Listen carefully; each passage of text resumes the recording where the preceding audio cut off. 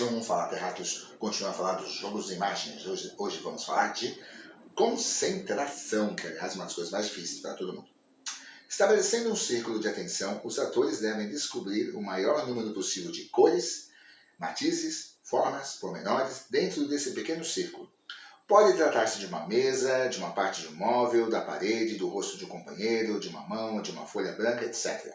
O importante é que o ator, que como todo ser humano está habituado a sintetizar a realidade, a estruturá-la de forma simplificada, para que nela se possa mover, enlouqueceríamos se percebêssemos e registrássemos nas nossas consciências a infinita variedade de cores e formas que o nosso olho é capaz de perceber.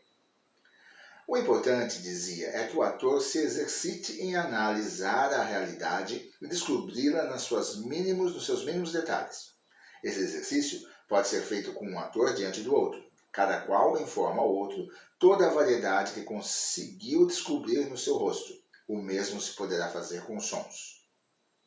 É bem atenção mesmo. Jogo dos animais. Escrevem-se em papéis os nomes de animais e o sexo macho ou fêmea.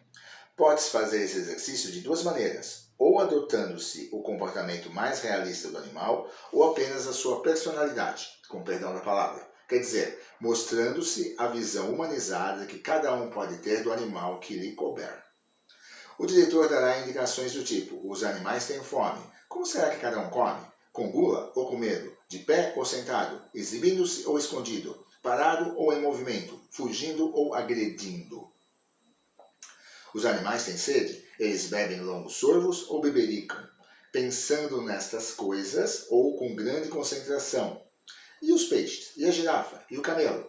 Os animais se enervam e brigam entre si. Dá-se a instrução de que é proibido qualquer agressão física, basta a menção de agredir. Um ator intimidado com a possibilidade de agressão concentra na sua defesa e não na criatividade do exercício.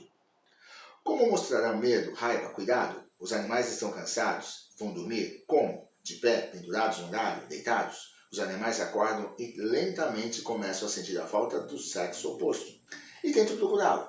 Os atores sabem que entre eles estará um representante do animal do sexo oposto. Quando busca o parceiro, os atores tendem a parar de atuar, só para poder observar melhor. O diretor deve então adverti-los para que continuem atuando enquanto procuram.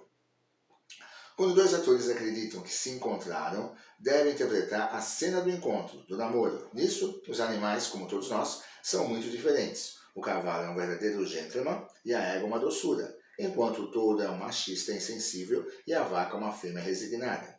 Pelo menos é o que se vê de fora.